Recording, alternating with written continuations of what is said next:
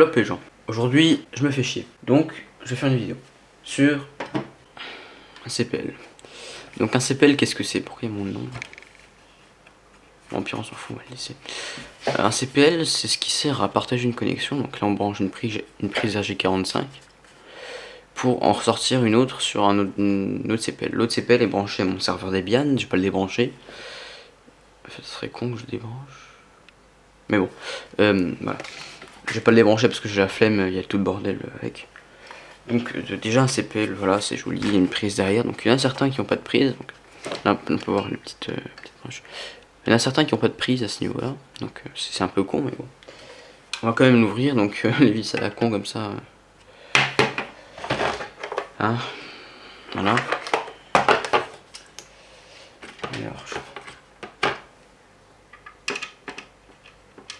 non.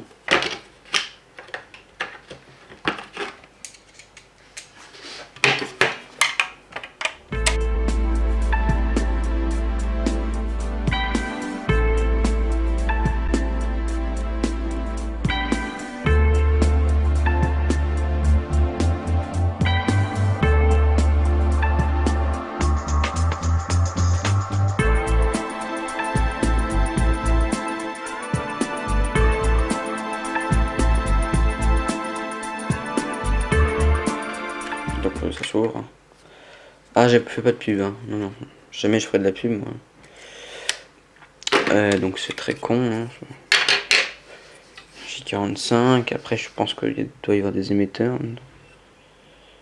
Ça doit être un... Je sais pas.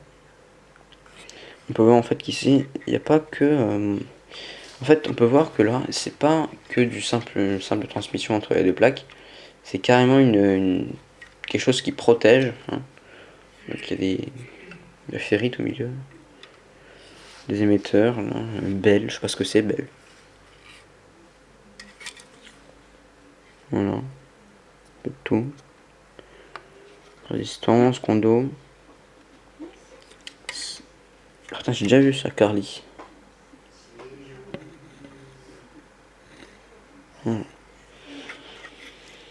Des soudures à la con, des petits composants, c'est sympa. Un bouton reset, de reset ou je crois que c'est ça.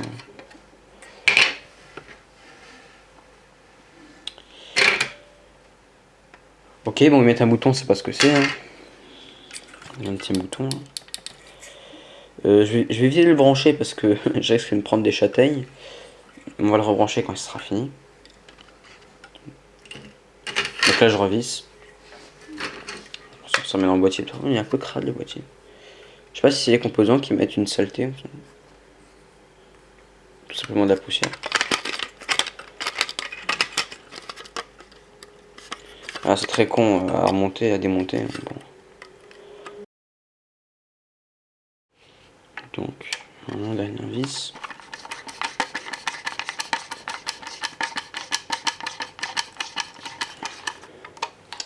Après, on va s'intéresser au comment ça fonctionne réellement.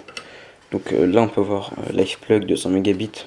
Alors, comme j'expliquais dans ma dernière vidéo présentation d'un switch réseau, d'un switch support, 200 mégabits, c'est pas la vitesse que vous aurez forcément, c'est juste la vitesse de transmission.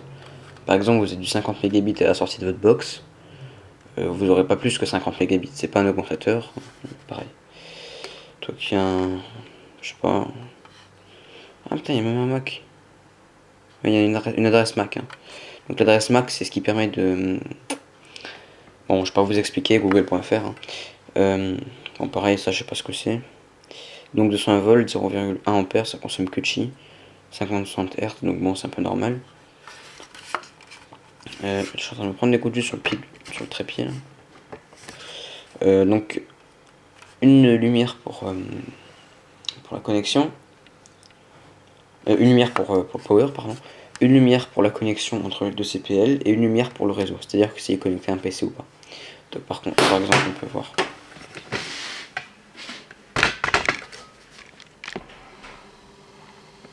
Là, le CPL est connecté. Donc, il est connecté à mon switch. Et on peut voir qu'il affiche une petite lumière. Donc, cette lumière-là. Par exemple, si je débranche.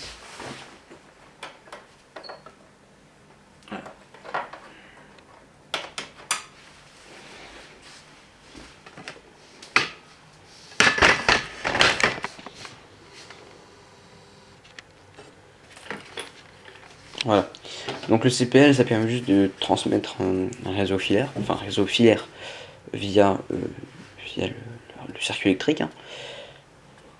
Ça te transmet jusque... Bon, celui-là il fait... Alors j'ai regardé sur internet, c'est jusqu'à 300 mètres. C'est énorme pour un petit truc comme ça, c'est juste énorme. Ça coûte 79 € les deux, donc chez Orange, hein, ceux d'Orange. Après le prix des packs, j'en ai pas vu. En occasion, j'en ai vu sur le Bon Coin à pas cher, hein, 59 €. C'est pas extraordinairement cher, hein. Donc voilà. En même temps, elle fait un petit troll sur l'écran de mon Raspberry Pi qui déconne. Ça vaut pas trop à l'écran.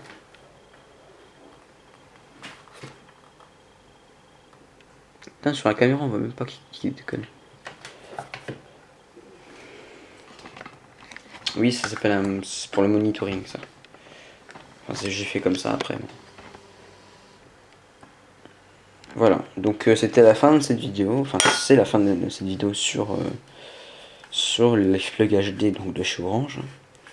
Je vais offrir une autre vidéo sur le serveur Debian, ce qui est à l'intérieur du serveur Debian.